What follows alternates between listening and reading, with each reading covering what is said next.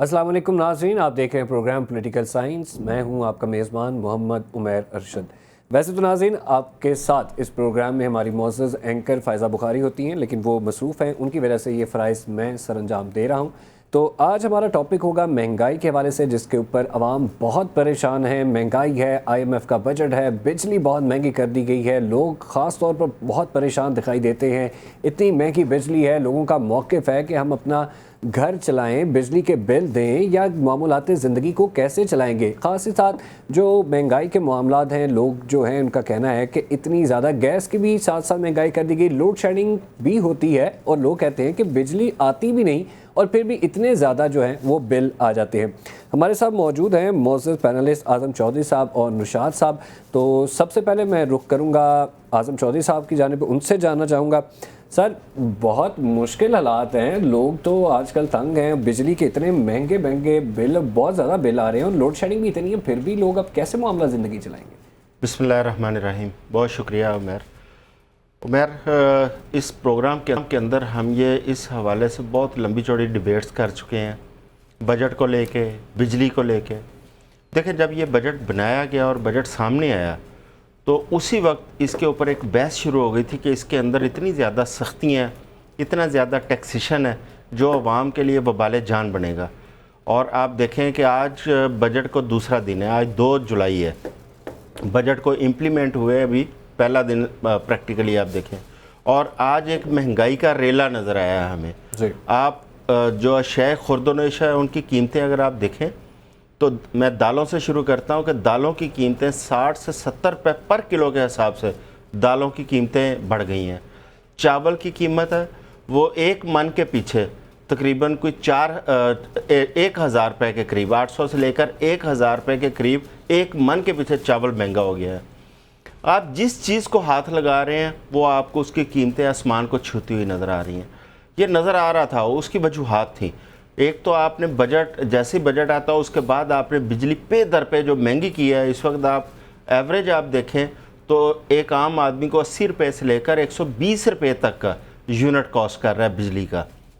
उसके बाद गैस आ जाती है, और चंद दिन पहले गैस पे एक फ़ैसला हुआ और आपने देखा है कि कल 2 दिन पहले गैस की कीमतें बढ़ा दी गई, पेट्रोल की कीमतें बढ़ा दी गई, जो रोड्स के ऊपर टोल टैक्स हैं वो बढ़ा दिए गए।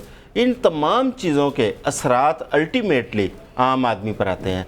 इसके साथ साथ जो टैक्स लगाए गए हैं नए, उसमें आप देखें कि जो निचला तबका है, जो आपके मेरे जैसा सैलरीड पर्सन है, उसके ऊपर टैक्सों की भरमार कर दी गई। छोटा दुकानदार है उस पर बेतहाशा टैक्स लगा दिया गया। और जिन लोगों पर टैक्स लगना चाहिए था, जिस तरह एग्रीकल्चर के लोग हैं, जिस तरह वो वाली मंडियाँ हैं जहाँ पर नॉन डॉक्यूमेंटेड एक इकॉनमी, पैरेलल इकॉनमी चल रही है, उस तरफ हुकूमत ने बिल्कुल तवज्जो नहीं दी।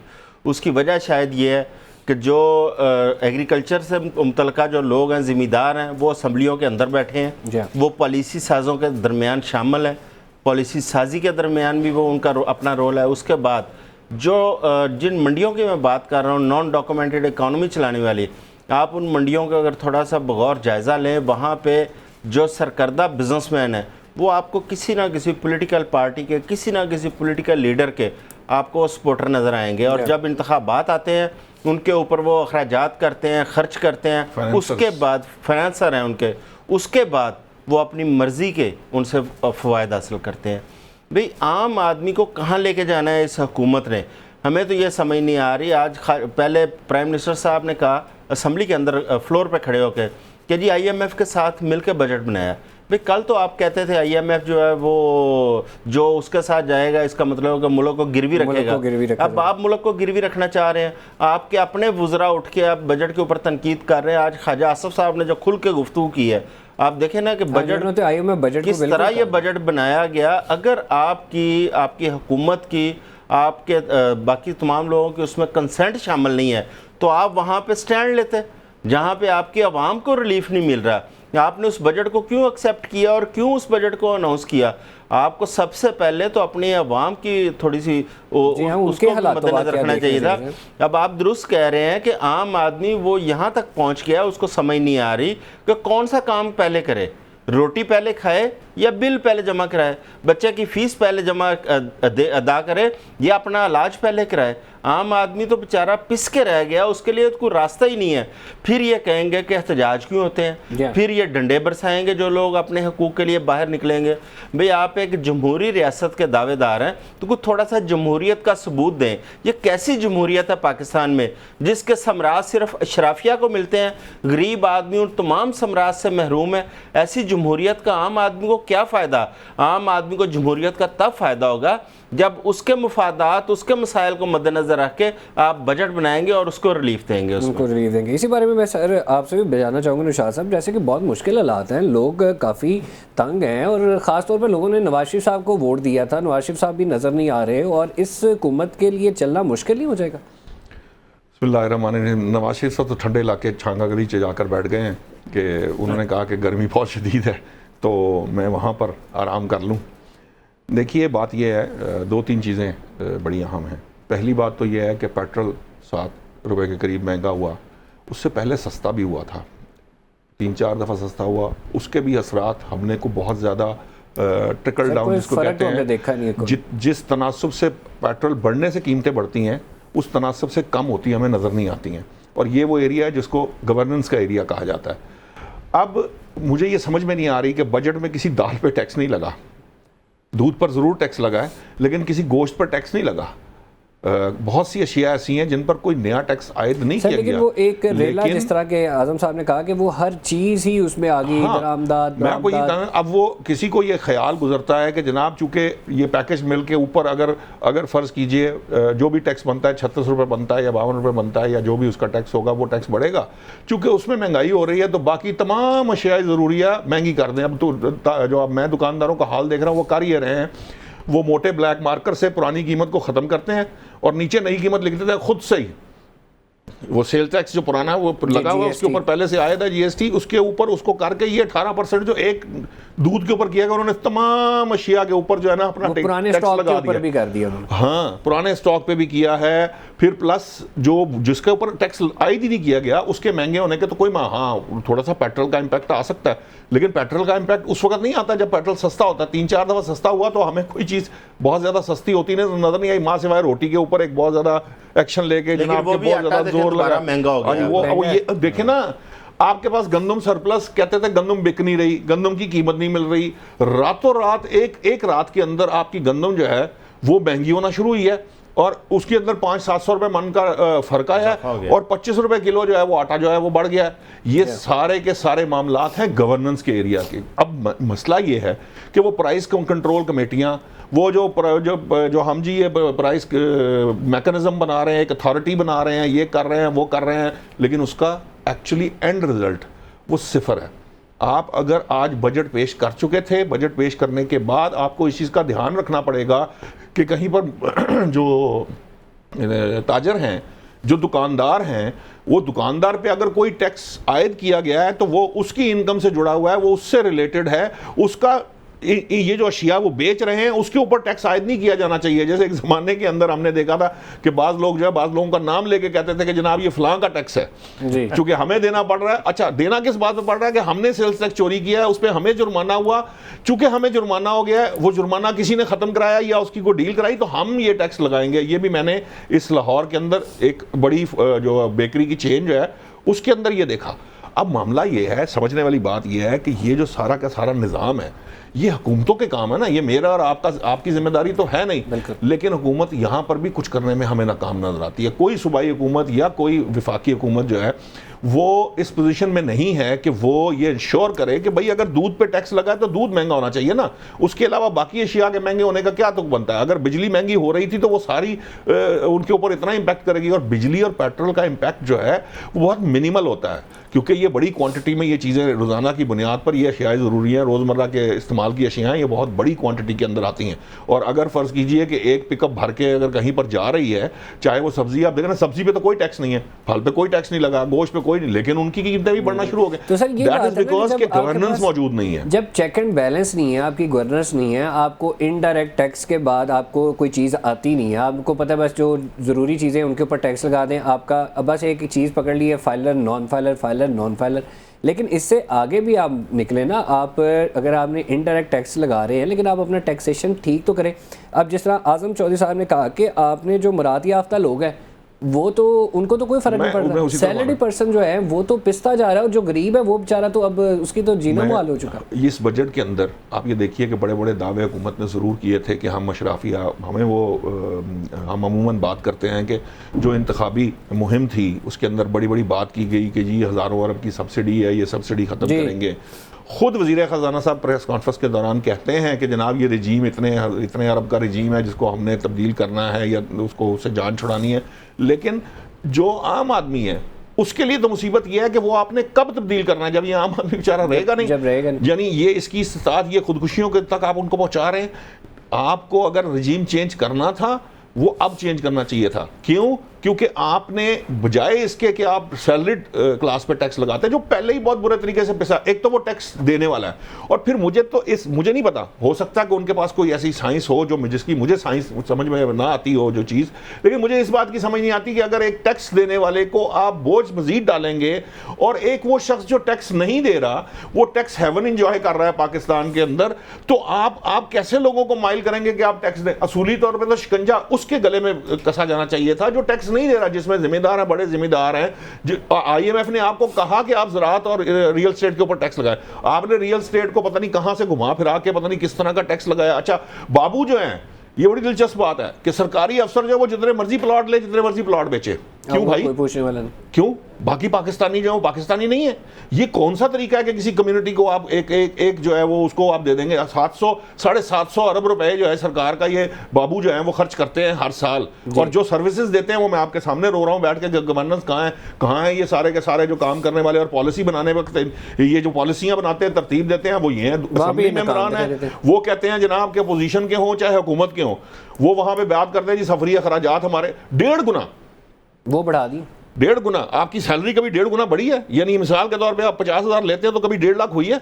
आपको कोई ऐसी एग्जांपल नहीं मिलेगी यहाँ पर। लेकिन उनकी जनाब वो सफरी जो अखराजात ले रहे हैं 10 रुपए किलोमीटर से सीधा ही 25 रुपए किलोमीटर कर दिया जाए, ये जी पीआईए के वाउचर्स बढ़ा दिए जाए, ये जी पीआईए के वाउचर एक्सपायर नहीं होंगे, जो अगर टिकटें बच जाती हैं इस साल वो अगले साल मिलेंगे। मकसद कहने का ये है कि ये जो चौधरी साहब ने बात की है कि ये जो अशराफिया ने इस मुल्क की जो हुक्मरान तबका बना हुआ है, जिसने कब्जा कर रखा है इस मुल्क पे, क्योंकि वहां आम आदमी जाता ही नहीं है। मैं और आप इलेक्ट होके किसी असेंबली में जा सकते हैं, मैं और आप तो काउंसलर का इलेक्शन नहीं लड़ सकते क्योंकि ना हमारे पास इतने पैसे हैं, ना चौधरी साहब की जेब में इजाजत देगी। चौधरी साहब तो इस वक्त बैठे होंगे कि जनाब किसी तरह से मैं अपना बिल पैदा पूरा कर लूं या मैं अपने बच्चों की फीस पूरी कर लूं, क्योंकि आपको समझ नहीं आती यूटिलिटी बिल्स, जब यूटिलिटी बिल्स इतने हैं कि वो आपकी इनकम से बढ़ चुके हैं, फिर आप और क्या कर सकते हैं? तो उन हालात के अंदर आप कैसे जो है वो ये तवक्को करते हैं? मैं आज़म साहब की तरफ रुख करना चाहूंगा। आज़म साहब, जैसे कि जिस तरह के निशाद साहब ने कहा, बाकी वही बात है, जिस तरह हम वो 70s-80s में पहले सुनते थे 22 खानदान और इस तरह वो सारी चीज़ें होती थी जिनके पास सारे वसाइल के जो उन्हीं के पास था ना, शुगर मिलें, वो जो फैमिलीज होती थी, गंदम की मिलें, वो सारे एक मामला। अब भी देखा जाए तो चीज़ें तो वहाँ की वहाँ ही हैं, और हम जो दूसरा तबका है वो पिसता जा रहा है। 22 के बजाय 22,000 हो गए, अब 22,000 हो चुके हैं। अब तो ये जो PDM 2 हम एपिसोड देख रहे हैं, बड़ा मुश्किल ही हो रहा कि ये गवर्नमेंट चल सकेगी। अब आप देखें ना कि वो जिन खानदानों की आप बात कर रहे हैं वो दिन ब दिन अमीर से अमीर होते चले, वो एक्सटेंड भी होते गए, और उसके बाद उन लोग, ये वही लोग हैं जिनकी फ़ॉरेन में प्रॉपर्टीज़ हैं, फ़ॉरेन में बिज़नेस हैं, बच्चे इनके बाहर पढ़ते हैं, इलाज ये बाहर करवाते हैं। ये तो पाकिस्तान में यहाँ पे सिर्फ कमाने के लिए आते हैं, पाकिस्तान से कमाते हैं और बाहर खर्च करते हैं। पाकिस्तान इनकी इंडस्ट्री है बस। जबकि ये एक तसव्वुर करना भी आम आदमी के लिए ये नामुमकिन है कि पाकिस्तान से कमा के बाहर जाकर खर्च करना, क्योंकि पाकिस्तान में 350 रुपए का $1 लेगा वो। लोग तो बाहर से आते हैं यहाँ पे खर्च करने, लेकिन ये वो लोग हैं। अब दुनिया इनको भी देखती है क्योंकि ये ओवर ज़्यादा इनमें बाहर जा रहे होते हैं, दुनिया इनको देखती है। जब हम कहते हैं ना कि पाकिस्तान में इन्वेस्टमेंट लेके आएंगे, जब हम कहते हैं ना पाकिस्तान में इन्वेस्टर को आए खर्च करें यहाँ पे, वो इनको देखता है कि भाई ये पाकिस्तानी ये इतना पैसा यहाँ पे लेके आ रहे हैं पाकिस्तान से, लल्ले तो लल्ले इनके यहाँ ख़त्म नहीं हो रहे, और हमें ये कह रहे हैं कि आप पाकिस्तान में आके खर्च करें। ये उल्टी गंगा बह रही है।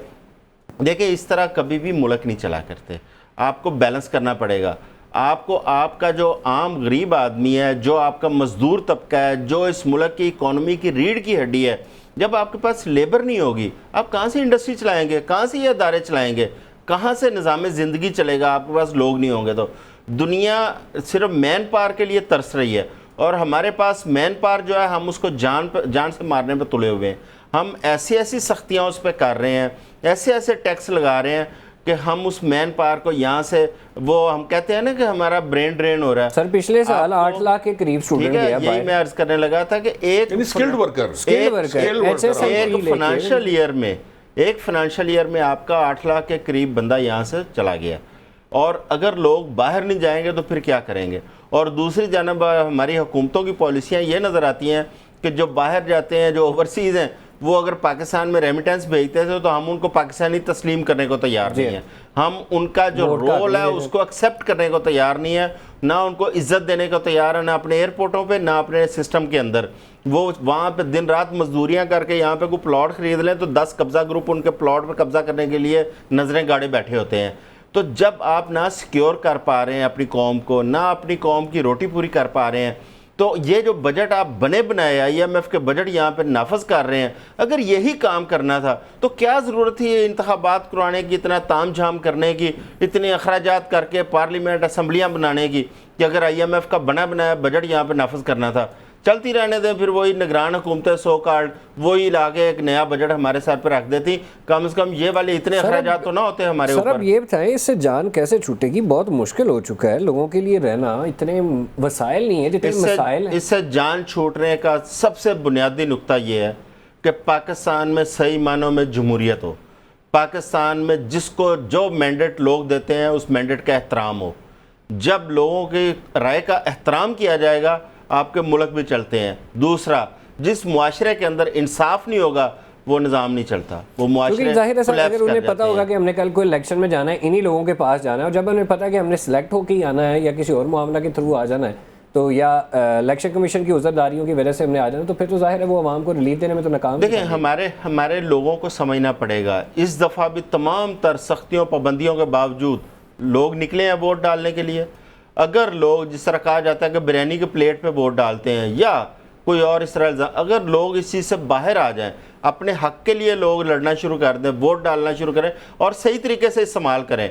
अभी आप देखना, ये महंगाई की वजह से अगर लोग सड़कों पे आते हैं और उनको कोई लीड करने वाला नहीं होता, आगे उनको कोई मैनेज करने वाला नहीं है, वो फिर क्या होगा, मादर पिदर आज़ाद एक मॉब होगा जो लाकानूनियत यहाँ पे पैदा होगी, जो मार धाड़ करेगा, जो तोड़ फोड़ करेगा, जो यहाँ पे खून रेजी होगी, लोगों की इमलाक लूटी जाएंगी।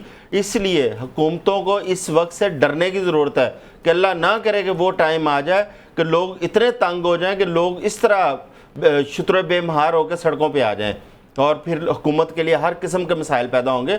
उससे पहले इस चीज़ पे थोड़ा सा गौर करें, इस बजट को दोबारा रिव्यू करें और इसके अंदर आम आदमी के लिए कुछ रिलीफ रखें ताकि वो ज़िंदा रह सके। अगर वो ज़िंदा नहीं रहेगा तो आपकी इकोनॉमी, आपका मुल्क वो चलना मुश्किल हो जाएगा। उसकी वजह यह है कि जब आपके मैन पावर ही नहीं होगी, आपके पास काम करने वाले लोग नहीं होंगे, कहाँ से आप इंडस्ट्री चलाएँगे, तो कौन सी एग्रीकल्चर करेंगे, फिर तो आपके पास कुछ भी नहीं रह जाता। तो लिहाजा इस बजट को रिव्यू करने की ज़रूरत है। सर निशात साहब, गवर्नमेंट बजट रिव्यू करेगी, इतने मामला है, हर कोई चीख रहा है, हर तबका, हर शोबा ज़िंदगी से लोग जो ताल्लुक़ रखते हैं चीख रहे हैं, और साथ ही साथ जो सियासी जमातें हैं वो ख़ुद भी अब सड़कों पे आने का वो कह चुकी, जमात इस्लामी कह चुकी है। दूसरी तरफ भी हम देखते हैं मौलाना फजल रहमान और PTI का भी एक अलायंस बनने जा रहा है, और अवाम भी जो है आए दिन लोड शेडिंग की वजह से सड़कों पर भी होते हैं, मुजाहरे किए जाते हैं। के इलेक्ट्रिक के दफ्तर पे भी हमने हमला देख लिया। अब जो मामला था वो तो दिन ब दिन बढ़ते चले जा रहे हैं, क्या करते हैं? देखिए, पहली बात तो ये है कि मुझे नहीं लगता, क्योंकि मैंने जो जिसको पोस्ट बजट प्रेस कॉन्फ्रेंस कह लें या वज़ीर ख़जाना साहब जो हैं जो बात कर रहे थे, वो उस प्रेस कॉन्फ्रेंस को सुनने के बाद मुझे तो कोई ऐसा कोई खुशफहमी या गलत फहमी पैदा नहीं हुई कि ये बजट रिव्यू होगा। एक बात। दूसरी बात ये कि होना ज़रूर चाहिए, ये चौधरी साहब भी इसके ऊपर आपको बार बार जोर देते नज़र आते हैं, मेरा भी ये ख्याल है। और ख़ास तौर पर और कुछ हो ना हो, सैलरीड तबके के ऊपर जो आप जो स्लैब लगा रहे हैं, जो उनके ऊपर उनको रगड़ा लगा रहे हैं, या टैक्स पेयर को जो आप मज़ीद दबाव के तहत ला रहे हैं, उसको तो आपको नहीं लाना चाहिए, क्योंकि आपको पता है कि आपके महंगाई के हालात क्या हैं, ये चीज़ें क्या हैं। लेकिन चौधरी साहब की मैं इस बात से ज़रूर इख्तलाफ करूंगा। देखिए, अगर IMF ने बजट बनाया होता या IMF का बजट पेश किया हुआ होता तो फिर और मामला था। सर वज़ीर-ए-आज़म खुद मान गए IMF के साथ मिलकर बनाया, मकसद कहने का ये है जो IMF की शराइत होंगी या बात होगी वो मिलकर तय, मैं बता देता हूँ। देखिए, हम बार बार इस चीज़ का, मैं जिस चीज़ का कायल हूँ, मैं आपको ये बात बार बार कहता हूँ, मैं इस प्रोग्राम में कई दफ़ा कह चुका। देखें, IMF ये नहीं कहता कि आप यहाँ टैक्स लगाएं, यहाँ लगाएं या वहाँ लगाएं। IMF एक लेंडिंग इदारा है इंटरनेशनल। जिस तरह हमारे बैंक आपके साथ काम करते हैं, आप बैंक के लिए कर्ज के लिए अप्लाई करते हैं, वो देखते हैं कि आपकी बैंक स्टेटमेंट क्या है, आपका सोर्स ऑफ इनकम क्या है, कितनी इंस्टॉलमेंट आप निकाल सकते हैं, वो इन चीज़ों के ऊपर गौर करते हैं, उनके ऊपर मामलात को देखते हैं। ये जो एडवाइस वो करते हैं कि हाँ आप यहाँ से पैसा निकाल सकते हैं, आप यहाँ पे पैसा निकाल सकते हैं, या आप यहाँ से रेवेन्यू हासिल कर सकते हैं, ये सारी की सारी एडवाइस होती है। इसमें तय करना कि क्या मैंने गिलास पर टैक्स लगाना है या कप पर टैक्स लगाना है, ये हुकूमत वक्त का काम है जी। और मैं आपको एक दिलचस्प बात बता दूं कि ये कोई इस गलत फहमी या खुशफहमी का शिकार है कि यहाँ पर मौलाना फजलुर रहमान साहब की हुकूमत होती तो वो ये बजट ना बनाता, तो वो भी ये शायद यही बजट बनाते। इसके इर्द गिर्द का ही बजट होता है। यहाँ पाकिस्तान तहरीक इंसाफ हो, पीपल्स पार्टी हो, नून लीग हो, कोई भी हुकूमत होती वो इसके करीब करीब ही कहीं बजट बनाती। क्यों? क्योंकि इस बजट को बनाने का जो सबसे बड़ा मसला है वो ये है कि आप एक बात को समझिए, ये समझने की जरूरत, आपकी मईशत जिन हालात से दो चार है, वहाँ आपके लिए आपके पास ये चॉइस ही नहीं है कि IMF प्रोग्राम में आप ना जाएं, क्योंकि आपकी एक्सटर्नल जो डेट मैनेजमेंट है वो मुमकिन ही नहीं है उसके बगैर। अच्छा, जब आप IMF का दरवाज़ा खटखटाते हैं तो फिर IMF जो है वो अपनी अंडरस्टैंडिंग के मुताबिक आपको ये बताता है कि आप यहाँ से रेवेन्यूज इकट्ठे कर सकते हैं, ये लीकेजेस आपके यहाँ हमने नोट किए हैं वो रोक सकते हैं, ये काम आपको करने चाहिए।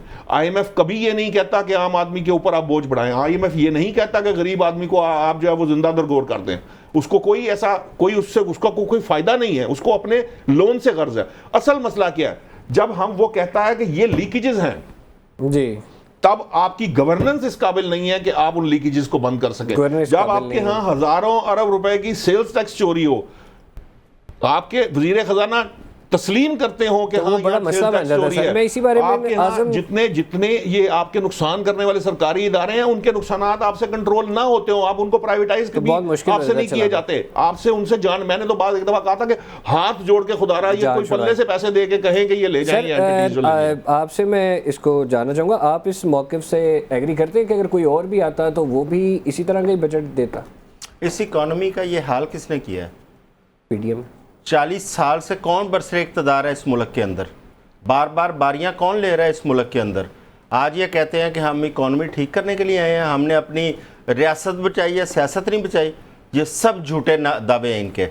इन लोगों ने ये ज़िम्मेदार हैं इस मुल्क की इकॉनमी को तबाह करने के, और आज कौम जिस हाल में है, इन लोगों की करतूतों की वजह से कौम ये हाल में है, और कौम ये सारा कुछ भुगत रही है।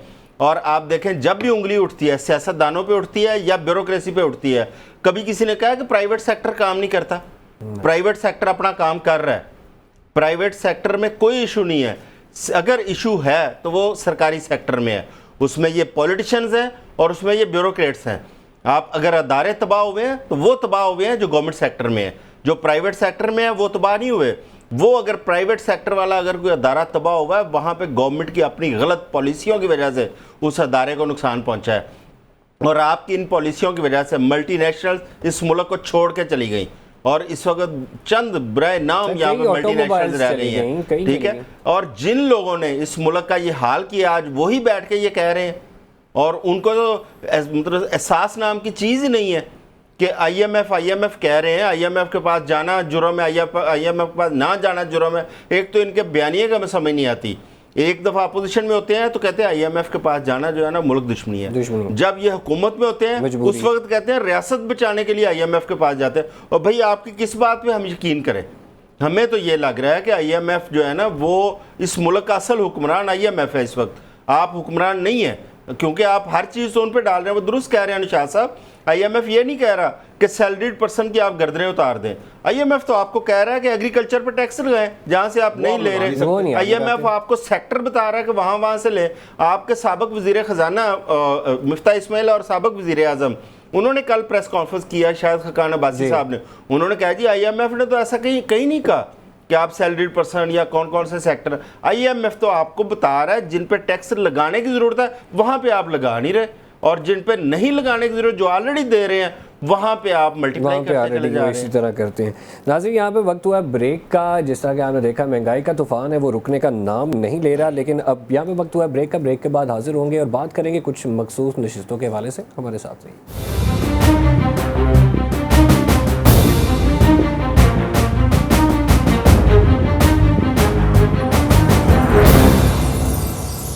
वेलकम बैक नाज़रीन। अब कुछ बात करेंगे मखसूस नशिस्तों के हवाले से जो केस चल रहा है मुअज़्ज़ज़ अदलिया की जानिब। तो और गुत्थी जो है वो सुलझने का नाम नहीं ले रही। सुप्रीम कोर्ट जो है कार्रवाई तो जारी है, और इस वक्त जो समाअत चल रही है उसमें ये भी सामने आ रहा है कि कहने में जा जाए कि इलेक्शन कमीशन की जो गलती है वो सामने आ रही है। इलेक्शन कमीशन ने गलत तशरीह की गई है फैसलों की। इसी बारे में बात करूँगा। हमारे साथ मौजूद हैं आज़म चौधरी साहब। आज़म चौधरी साहब, अब क्या देखते हैं ये फैसला किस तरफ जाएगा? मखसूस नशिस्तें जो हैं, जो बाकी पार्टीज़ हैं वो भी इस वक्त अदालत की तरफ देख रही हैं। तमाम पार्टीज़ जो है, जमहूरियत का भी सवाल है इसमें कि आखिर जिस तरह कि आपने पहले मौके पे बनाया कि जमहूरियत होनी चाहिए, जो वोट मिला है वो भी जाए, लेकिन जब इस तरह की चीज़ें इलेक्शन कमीशन की जानिब से हो चुकी हुई हैं, अगर ये फैसला इलेक्शन कमीशन की गलती के ऊपर आ जाता है कि इलेक्शन कमीशन गलत था, फिर मामला किस तरफ जाए? देखिए, इस वक्त मुल्क में सवाल यह है आइन की बालादस्ती का। आइन की बालादस्ती और जमहूरियत, ये दो चीज़ें हैं जिस पर काजी फायज़ साहब ने भी बार बार ये कहा है कि इलेक्शन कमीशन एक आइनी अदारा है, लिहाजा उस आइनी अदारे का एहतराम किया जाए। अब बात यह है कि अगर एक आइनी अदारा वो गैर आइनी इक़दाम करता है, कोई गैर आइनी काम करता है, तो क्या कौम पे ये लाजम है कि उस गैर आइनी काम करने वाले को वह एहतराम करे? उस पर तो फिर यह है कि वो अदारा अवाम की खिदमत के लिए, इस मुल्क की खिदमत के लिए बनाया गया था, और अवाम के पैसों से उस अदारे को, उसके लोगों को तनख्वाह मिलती है, अदारे का निज़ाम चलता है जी। और अगर वो अदारा गैर आइनी काम करता है तो फिर उसकी सज़ा देना इस हमारे इस रियासत का काम है, रियासत का काम है, सुप्रीम कोर्ट का काम है। अब इलेक्शन हमारा इतना मुतनाज़ हो चुका है, अब तो पूरी दुनिया हमारे इलेक्शन के ऊपर सवाल उठाना शुरू हो गई है। क्या अमेरिका की पार्लियामेंट हो, क्या यूनाइटेड नेशन हो, क्या यूरोपीय यूनियन हो, क्या चाइना हो, मतलब कहाँ से नहीं सवालात उठ रहे। अंदर से हमारे मुल्क से अलहदा सवालात उठ रहे हैं और बैरूनी दुनिया से अलहदा सवालात उठ रहे हैं।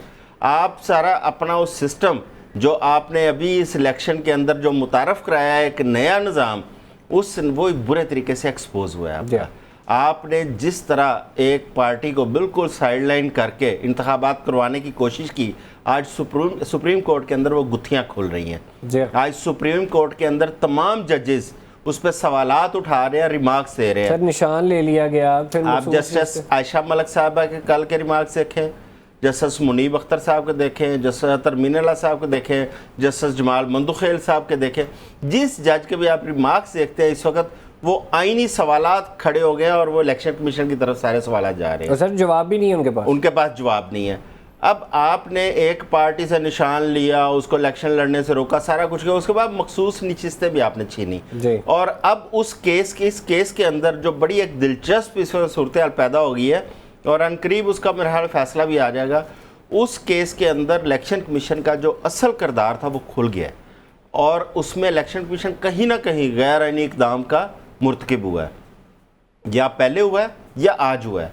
क्योंकि वही काम जिसको आज इलेक्शन कमीशन गैर आइनी करार दे रहा है, वो इलेक्शन कमीशन आज से 3 साल पहले कर चुका है। 2019 में जब BAP को इलेक्शन कमीशन ने वहाँ पे सीटें दी थी, उस वक्त इलेक्शन कमीशन के जो वकला हैं वो कह रहे हैं जी कि वो इलेक्शन कमीशन ने वो खुद दे दी, और ये जो है ना पूरे मेंबर्स के बोर्ड ने बैठ के डिसाइड किया। भाई, या तो फिर वो गैर आइनी था या ये गैर आइनी है। और अगर इलेक्शन के और भी बहुत सारी चीज़ें आइन के जो सवालात उठाए गए हैं, अगर गैर आइनी साबित हो जाता है तो फिर आइन तोड़ने की सज़ा पूरे पाकिस्तान को मालूम है।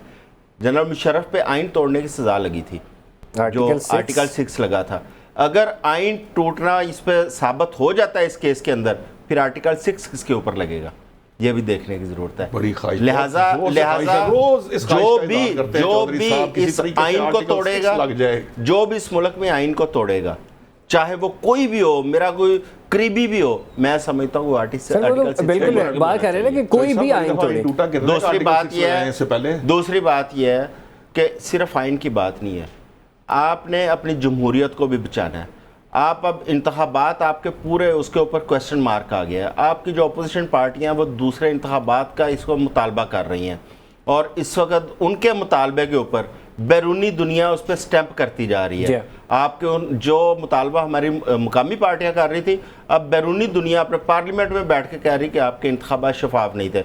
अभी आप देखें जो अमेरिका के डिप्टी स्पोक्स पर्सन है, उन्होंने जो गुफ्तगू की है, उन्होंने आपके ह्यूमन राइट्स के ऊपर गुफ्तगू की है कि आज भी पाकिस्तान में ह्यूमन राइट्स जो है उसके ऊपर कोई तवज्जो नहीं है और आप आज वेदांत पटेल इंसान, हाँ, जो बुनियादी इंसानी हकूक़ हैं वो वायलेट हो रहे हैं। दूसरा, उन्होंने फ्रीडम ऑफ एक्सप्रेशन पे बात की है। फ्रीडम ऑफ एक्सप्रेशन का ये हाल है कि हर दूसरे चौथे दिन हमारे ऊपर कोई ना कोई नई चीज़ नाफज की जा रही है।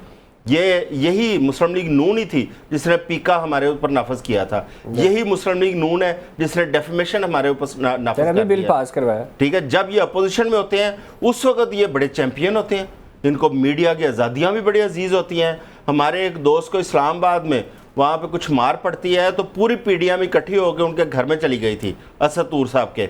और आज पूरी किस हुकूमत के होते चौधरी साहब? ये पीटीआई हुकूमत के होते हुए, और आज वही सारी पीडीएम हर उनको गिरफ्तार भी रखा, उनको जेलों में भी रखा इस हुकूमत ने। और आज अब जब वो बात करते हैं आइन और कानून की तो तमाम हुकूमती जितने ओहदेदार हैं सब उनको कोस रहे होते हैं। अगेंस्ट हो जाते हैं। इस मुल्क के अंदर जो सच्चाई के लिए बात करेगा, जो आइन और कानून की बालादस्ती के लिए बात करेगा, जो फ्रीडम ऑफ एक्सप्रेशन के लिए बात करेगा, या उसे गद्दार बना दिया जाता है, ये ऐसे इनका टेम्परामेंट है, या उनको जेलों के अंदर बंद कर दिया जाता है। तो आप इस तरह निज़ाम हुकूमत डिक्टेटरशिप में चलाना चाहते हैं। जमहूरियत नाम की चीज़ आपके अंदर नज़र नहीं आती। अपनी पार्टियों के अंदर आपकी जो इंट्रा पार्टी है, कल निशात साहब ने इंकशाफ किया कि उनकी पार्टी का जो मंशूर है, जो उन्होंने इलेक्शन कमीशन में जमा करवाया, वो यही तरीकाकार है। वहाँ पे इलेक्शन नहीं है, सिलेक्शन है मुस्लिम लीग नून के अंदर कि मियाँ शहबाज शरीफ के सर से पगड़ी उतारी, मियाँ नवाज शरीफ के सर पे रख दी। और एक पार्टी इंट्रा पार्टी इलेक्शन करवाती है, वो 3-3 दफ़ा करवाती है, तो आपको वो पसंद नहीं आता इलेक्शन और आप उसको एक्सेप्ट करने को तैयार नहीं है। तो पगड़ी एक के सर से उतर के दूसरे पे जाती है, कहीं और तो ये भी नहीं जा सकती। वो ना जाए तो इसके लिए पूरे का पूरा इलेक्शन ही रिग कर दिया जाता है। 2 दफ़ा कराने पड़ते हैं, 3 दफ़ा कराने पड़ते हैं। जब कराने पड़ते हैं उसके इलेक्शन में फ़र्क होता है, उसके इलेक्शन पे आर्ग्यूमेंट होता है। क्यों? क्योंकि सिर्फ एक शख्स है जिसके लिए वो इलेक्शन कराए जाने हैं। उसके लिए चाहे पूरे का पूरा जो पार्टी इलेक्शन है उसको तबाह बर्बाद कर दे, लेकिन वो उसे के लिए कराना है। इसी वजह से तो ये रोल रफड़ बना हुआ सारा ये जो आप भुगत रहे हैं अब जिसके ऊपर कर रहे हैं। वैसे तो चौधरी साहब ने फैसला सुना दिया है सर, वही उन्होंने इलेक्शन कमीशन को गैर आईनी इकदाम करने का मुर्तकब भी ठहरा दिया है। कोई भी करे गैर आईनी इकदाम, कोई भी करे, कोई भी अदारा करे, वो तो तय कर रहे हैं। चौधरी साहब ने जितनी गुफ्तगू की है, कल भी ये कोशिश कर रहे हैं आर्टिकल 6 लगाने की, बड़ी मेहनत कर रहे हैं। मौक़िफ़ है सर, उन्होंने तो हर अदारे के लिए मैं मौक़िफ़ की बात ही कर रहा हूँ कि मौक़िफ़ में यही बात कर रहा हूँ। मसला ये है, देखिए ये तो अभी तय होना बाकी है कि क्या गैर आईनी इक़दाम हुआ है कि नहीं हुआ। हाँ, हुआ होगा तो यकीनन जो कोई गैर आईनी इक़दाम करेगा उसको उसके किए की सज़ा दी जानी चाहिए। ये तो एक बात है। दूसरी बात यह है कि चौधरी साहब ने सिर्फ 4 जज साहिबान जो है मुअज़्ज़ज़ जज साहिबान उनके नाम लिए। सर ये सिर्फ वो 4 नहीं है, मंसूर अली शाह साहब भी वहाँ 4-5 नहीं है, ये फुल कोर्ट है और भी जज साहिबान हैं। इनको सिर्फ जो पसंद आते हैं ना, जिनके रिमार्क्स जो सूट करते हैं, जिनकी बात मौक़िफ़ को जो रिमार्क्स देंगे उन्हीं के रिमार्क्स आप सामने आएंगे देंगे। बाकी वो सर वो ज़्यादा जो इस वक्त बोल जो आ रहे हैं सारे जजेस मौजूद हैं क्वेश्चनिंग बाकी हमारे रिपोर्टर्स ने जिनके रिमार्क्स कोट किए हैं सारे मीडिया के ऊपर, वही तमाम इस वक्त ज़्यादातर सर वो 6-7 सवालात थे जो ज़्यादा अहम थे, वो इस वक्त चल रहे हैं। बाकी देखते हैं, अभी तो समाज जारी है, क्या किस तरफ जाता है, क्या फैसला आता है। नाज़रीन, यहाँ पे वक्त हुआ है ब्रेक का और अब वापस आएंगे और इस पर बात करेंगे। दूसरी जानिब जो UN वर्किंग ग्रुप की जो स्टेटमेंट सामने आई है, जो उन्होंने करारदाद पास किया, उसके हवाले से भी बात करेंगे। लेकिन यहाँ पर वक्त हुआ ब्रेक का, हमारे साथ।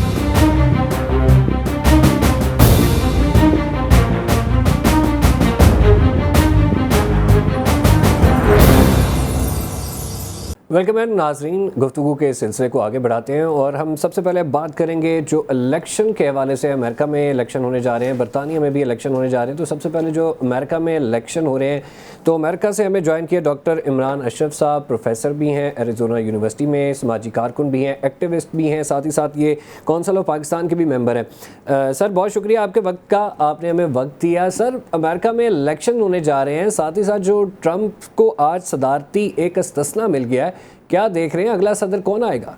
जी पहले तो thank you for the invitation on the program और गुड इवनिंग। तो इस वक्त अमेरिका में जो सूरत हाल है, आपको अंदाज़ा है कि प्रेसिडेंट ट्रम्प जो है 2016 से 2020 तक थे, और अभी प्रेसिडेंट बाइडन, और एक रिसेंटली हमारी एक डिबेट भी हुई है। तो चेंजेस काफ़ी आ रही हैं इस डिबेट के बाद। कुछ इम्प्लिकेशन हुई है कि हमारे प्रेसिडेंट बाइडन थोड़े से वीक रहे इस डिबेट में, और ट्रम्प ने काफ़ी एग्रेसिवली इस चीज़ को हैंडल किया। लेकिन ज़्यादातर चीज़ें उसमें पर्सनैलिटी पे ज़्यादा पिन पॉइंट की उन्होंने, स्ट्रेटजी और प्लानिंग पे इतनी ज़्यादा बातचीत हुई नहीं। लेकिन क्लाइमेट चेंज, अबॉर्शन, इन्फ्लेशन के बारे में बात हुई। तो इस वक्त ओपन फील्ड है। ट्रम्प भी आ सकते हैं, बाइडन भी वापस आ सकते हैं। इट ऑल डिपेंड्स कि अगले कुछ महीनों में इनकी परफॉर्मेंस कैसी रहती है। और कुछ पॉजिटिव्स हैं प्रेसिडेंट बाइडन के साथ, कुछ नेगेटिव हैं। और ट्रम्प के साथ जो पॉजिटिव हैं, जो उन्होंने अपने पिछले टर्म में चीज़ें की थी, लेकिन ये कि इनके ख़िलाफ़ कुछ केसेस चल रहे हैं जो कि मीडिया में सब लोगों को पता है, और वो बड़ा क्लियरली और सारे वर्डिक्स भी शेयर हुए हैं। तो वो चीज़ जो है वो इम्पैक्ट करती है उनकी परफॉर्मेंस और आउटकम पर।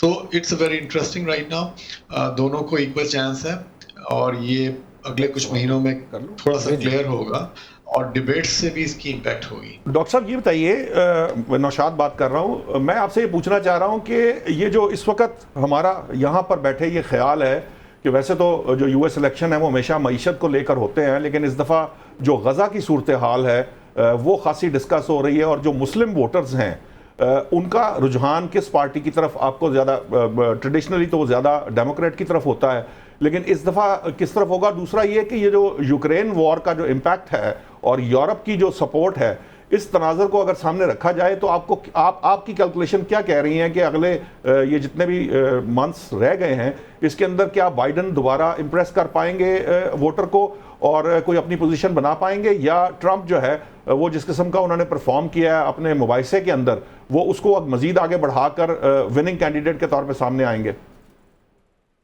जी, आपने बहुत अच्छा सवाल किया। ये दोनों इश्यूज जो हैं वो बड़े मेजर इश्यूज हैं करंट इलेक्शन में। और आपको पता है कि जब प्रेसिडेंट ट्रम्प अपनी प्रेसिडेंसी में थे तो उस ज़माने में कोई वॉर्स वगैरह हुई नहीं, लेकिन ये कि बाइडन के दिनों में काफ़ी सारी वॉर्स हैं, और उसके अंदर अमेरिका की भी इन्वॉल्वमेंट है। तो पहले आप गज़ा का मैं आपको जवाब देता हूँ। तो वो एक बड़ा मेजर इम्पैक्ट है। आपने देखे होंगे कि डेमोन्स्ट्रेशन वगैरह हुए हैं कॉलेज कैंपसेस में और डिफरेंट स्टेट्स में, और हमारे पास कुछ स्विंग स्टेट्स हैं जो कि इम्पैक्ट करती हैं इलेक्शन आउटकम्स को। उसमें जो मेन है Michigan, Arizona, Nevada, Georgia, Pennsylvania. Michigan तो वैसे ही मुस्लिम आबादी है जी। मिशिगन में तो सबसे ज़्यादा मुस्लिम आबादी कहा जाता है। जी हाँ जी, मिशिगन जो है पहले ट्रम्प के पास थी, उसके बाद बाइडन ने इसको जीता। और इस वक्त जो मिशिगन के वोटर्स हैं वो बड़े ही नाराज़ हैं करंट गवर्नमेंट से, क्योंकि गाज़ा की सिचुएशन की वजह से। और मोस्टली मिडल ईस्ट डिसेंट के लोग रहते हैं मिशिगन में, और हमारे पास तकरीबन 11 के करीब सीट्स हैं वहाँ पर। तो जो मिशिगन के वोट्स हैं इस वक्त वोटर्स जो हैं वो सपोर्ट नहीं कर रहे बाइडन को, और सीज़ फायर भी जो है वो उसके बारे में बातचीत चल रही है ऑन एंड ऑफ, लेकिन कोई मेजर चेंजेस नहीं आई हैं। इस वक्त जो मुस्लिम वोटर्स हैं वो इस वक्त ओपनली नहीं कह रहे हैं कि वो रिपब्लिकन को सपोर्ट करेंगे, लेकिन एटलीस्ट वो ओपनली ये ज़रूर कह रहे हैं कि वो बाइडन को सपोर्ट नहीं करेंगे। इवन जो डेमोक्रेट्स भी हैं, जो मुस्लिम डेमोक्रेट्स हैं, वो भी यही कह रहे हैं कि इस वक्त हम देखेंगे आगे सिचुएशन कैसी होती है और फिर हम अपना डिसीजन बनाएंगे। तो ये चीज़ है कि मिडल ईस्टर्न इशू जो है करंट इलेक्शन के रिजल्ट को काफ़ी इम्पैक्ट करेगा, क्योंकि अगर एक दो स्विंग स्टेट्स ट्रम्प के पास चली जाती हैं तो he can win the election. दूसरा जो यूक्रेन की वॉर है वो भी ऑब्वियसली एक बड़ा मेजर इम्पैक्ट है, जो कि इकॉनमी के ऊपर, अमेरिकन इकॉनमी के ऊपर उसका प्रेशर है। अभी रिसेंटली कोई महीना 2 महीना पहले यूएस कांग्रेस ने और सेनेट ने बजट पास किया जिसमें सिग्निफिकेंट अमाउंट ऑफ सपोर्ट जो है वो यूक्रेन की तरफ जाएगी, जिसमें जो एक आवाम थी वो इतनी ज़्यादा खुश नहीं थी, क्योंकि टैक्स डॉलर्स हैं जो कि यूक्रेन की वॉर्स की तरफ जा रहे हैं, और उसका भी एक मेजर इम्पैक्ट है।